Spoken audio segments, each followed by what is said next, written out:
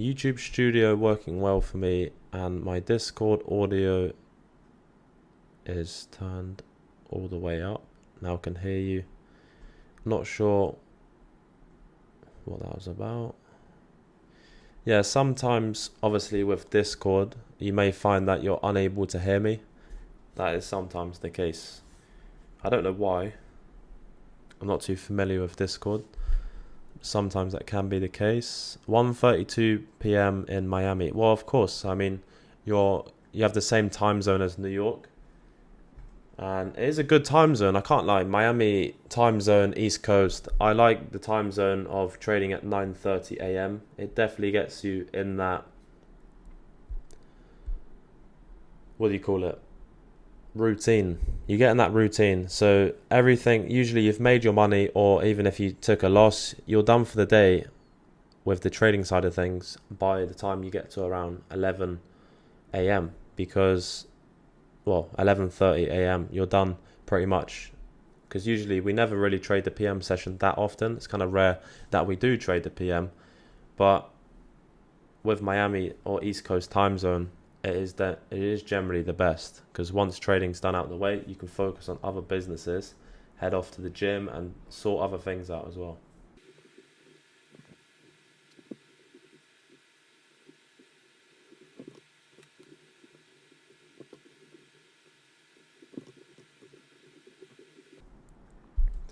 So as you're monitoring this short-term low, if we was to see a sharp displacement lower, it would actually be on the 5-minute time frame as well. So that makes this short-term low a high probability displacement level. So if you're getting a displacement on the 1, the 2, 3, 4 and 5, well, no one really monitors the 4, but the 1 to 3 and the 5-minute time frame, and it's displacing on those time frames, not just the 1 minute, then that makes that more of a high probability displacement level. And monitoring the 5-minute as we approach the macro, it will be important if we was to look for shorts, considering, let me take a look at the 15 minutes. So taking a look on the 15-minute time frame, we currently have a higher time frame bearish SMT, and we're still inside of that 4-hour bearish gap on NQ. Even though we believe the drawn liquidity is higher for ES and the daily's most likely about to get inversed on NQ, it hasn't yet been inversed and it could get respected, but we take what we get given inside of this PM session. So as of now, bearish SMT for NQ. ES took the high, NQ didn't. And then on the 5-minute time frame, we want to see obviously a closure below this short-term low. So that would mark as a 5-minute displacement, and this 5-minute bullish gap would actually look for it to get inversed. And an inverse of that 5-minute bullish gap would definitely be a bearish confluence for the PM session. So higher time frame bearish SMT, and also an inverse of that 5-minute bullish would be a good confluence for this PM. The reason why I have a few struggles speaking is because it's 1:30 a.m. well, 1:45 now in this time zone. The PM session is a little difficult to trade, but to be fair, it's not like I go to sleep at 11 p.m. anyway. This is usually the time I go to sleep. But yeah, as we approach the macro in around a minute, the closure of this 5-minute will determine if we are actually going to engage with shorts off this 1-minute bearish gap. So if we get a closure below that 5-minute bullish, and on ES as well, you can see that we have a clean displacement lower, then we are definitely going to be taking shorts. But the one decider of entering short of this bearish gap is whether we get a inverse of that, and also the 15-minute, preferably the 15-minute. If we get inverse of the 5, that would still be valid to look for shorts. And if we was to look for shorts, it would be off this 1-minute bearish gap. But as of now, that 5 minute bullish gap. So yeah, so the 5 minute bullish just got respected. So as of now, we're not going to look for shorts just yet. I want to see either the 5 minute or the 15 minute bullish get disrespected to confirm that we're actually going to see lower prices towards this level of sell side liquidity here. So I'm not going to enter short off this 1 minute bearish. I want to see initially price actually inverse this 5 minute.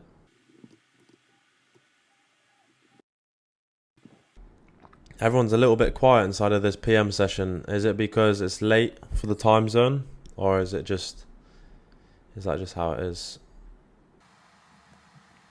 Oh, I just realized it's because that's because I scrolled up on the chat and that's why it wasn't moving. I just realized that you guys are actually speaking the whole time and I didn't realize that my chat was scrolled up. Okay, I'm taking a look at the chat now.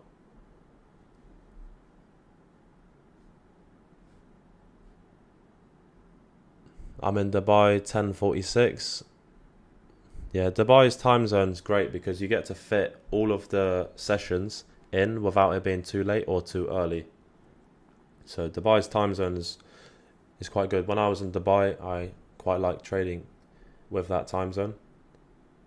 Yeah, I mean, London's okay, but I find London's a bit of an awkward time. The fact that you're trading at 2:30 p.m. It's in the mid of the day, so it gets in the way of things sometimes. I much prefer the time zone in Dubai, where you're just focused to pull the trigger, 100%. Well, I'm guiding you guys through this PM session, and so far, there's no opportunities for us. So far, it's respecting the 15-minute bullish and the 5-minute bullish. We wanted to see it get disrespected, which we didn't. So that's why we didn't enter short off any of these bearish gaps here.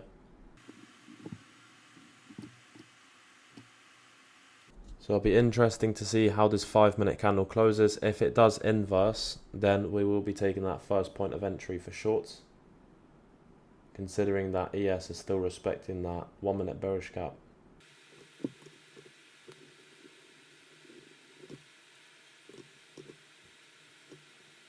Okay, perfect. So we just seen an inverse of the 5-minute bearish gap, and then the first bearish confluence that we get inside this PM session, we're going to take it and look for shorts to target sell side at 560.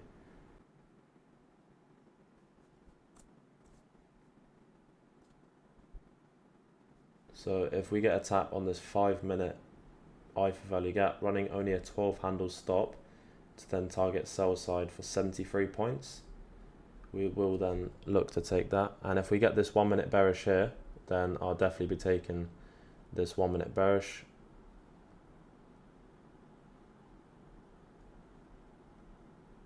We only have to run around a 13 handle stop on this as well. So let's see whether price gives us an entry or not. If ES taps it, then I'll take it. So it's not tapped it just yet. It should give us an entry off this fair value gap. Okay, so I'm short. So I entered short as ES tapped it, and then I'm running a stop of only 13.5 handles. So 21,64175. And then our first TP is going to be at that short-term low here for price for around 22 handles. So at 605 is our first TP.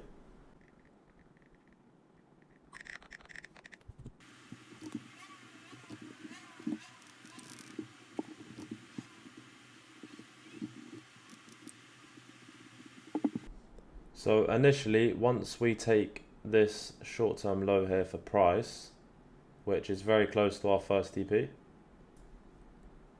well, actually this short-term low. So once price actually takes the first short-term low, we are going to move our stops to break even, which we'll move our stops at 62825. So not at break even if you entered where I entered, which was as soon as ES tapped it.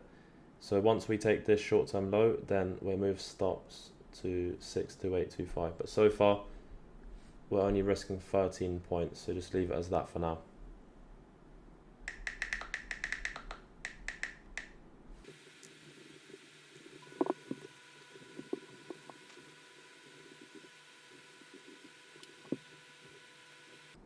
And also, once we get this closure of the 15-minute actually inversing the 15-minute bullish, once that gets inversed, then we're going to see a huge acceleration in price, and that's where we move our stops to 2850. So move your stops to 2850, and we're currently only risking, well, I'm only risking, my entry was at 2.6, so I'm currently risking, what's that, 2 handles.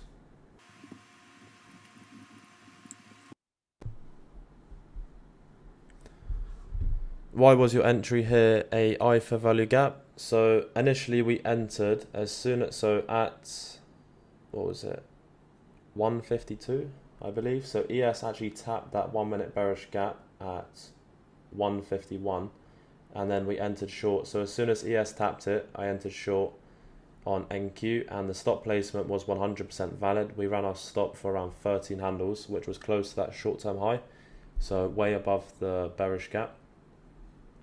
And we entered as soon as ES tapped it, I entered short for NQ.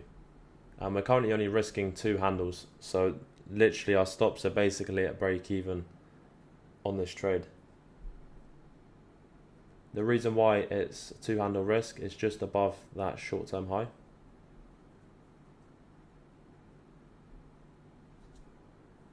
But if we get taken out for 2 handles, then it's basically a break-even trade.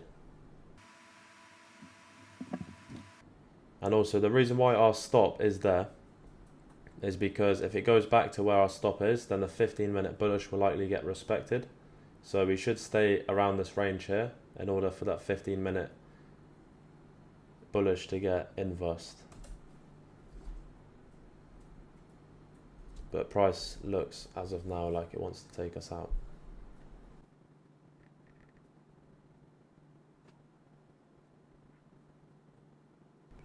And there you have it. So we're out of the trade now. We basically got taken out at break even on this one. So the PM session did not have anything for us, because our first DP was resting at this level, and then it came to the short-term low, and then we trailed our stops, and we basically got taken out at break even. So that is us done for the week. And the first 2 AM macros today were extremely, as you guys seen, pretty slow price action after that move up, and then the PM session, that was basically all that the PM had to offer.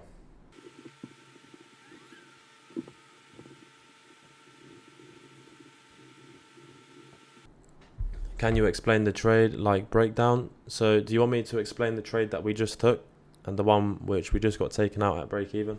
I can definitely do that for you if that's what you want to see.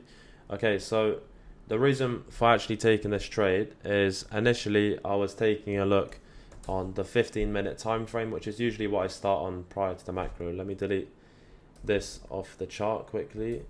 So taking a look on both NQ and ES, what do you notice about the highs and the lows on NQ and ES? What do you notice? SMT. Okay, so bearish SMT for NQ, and then taking a look at the 4-hour, we are still inside that 4-hour bearish gap, and I do know that the daily is currently getting disrespected, but there's a possibility that we retrace back to the daily bearish. So taking a look at the 4-hour, it's getting respected, and we're also inside of that hourly bearish gap there as well. So we have higher time frame bearish imbalances where we're currently in a premium, and major buy side liquidity levels have already been swept, and we have a bearish SMT. And then for another confluence, in order to confirm that we do not obviously see a continuation for price to just basically continue higher, I was looking for either the 15-minute or the 5-minute bullish gap, which you guys can see here, prior to the macro to get inversed. And then at 1:45 p.m. we inversed this lower 5-minute bullish gap, which got inversed. So that was my confirmation to look for shorts. And then obviously as of now, that 15-minute bullish has been respected. So most likely price will just continue higher towards buy side at this point, towards 682. But initially that was a valid short because the 5-minute got inversed. And then we also seen on the lower time frame a sharp displacement on NQ below that previous short-term low, coming out of the midpoint of this bearish fair value gap. So price retraced to the mid fair value gap here, and then we've seen a continuation for price and then a displacement and an inverse of that 5-minute bullish gap. So that was the overall thought process of that trade, and then we got taken out of break even. So it was good risk management, I would say, because we took that short-term low here and then we moved our stops to break even, and then price just came back. I mean, this is Friday PM session we're talking about here, so we're not expecting too much out of Friday's PM session. So of course we're gonna trail our stops tight because Friday PM session doesn't usually offer too much anyway, and I wasn't expecting that much for this PM session. And of course we're going to do a backtesting session on Sunday, so I want to see everyone inside of that backtesting session. You guys can pick the dates that you want to see backtested. So we are going to backtest the week that we've just gone through, so it's going to be on Sunday. So the week that we've just gone through, we backtest every trade that we took and a few of the other macros out of random. And then we'll also backtest any dates that you guys call upon inside of the live chat, and any questions as well that you guys have in the chat. I'll make sure I answer them.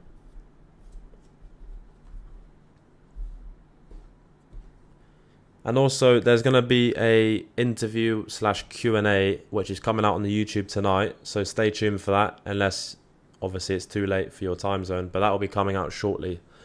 And apart from that, we are done for the week, and we'll be back next week, of course. So I'll speak to you guys shortly. Well, I'll speak to you guys on Sunday.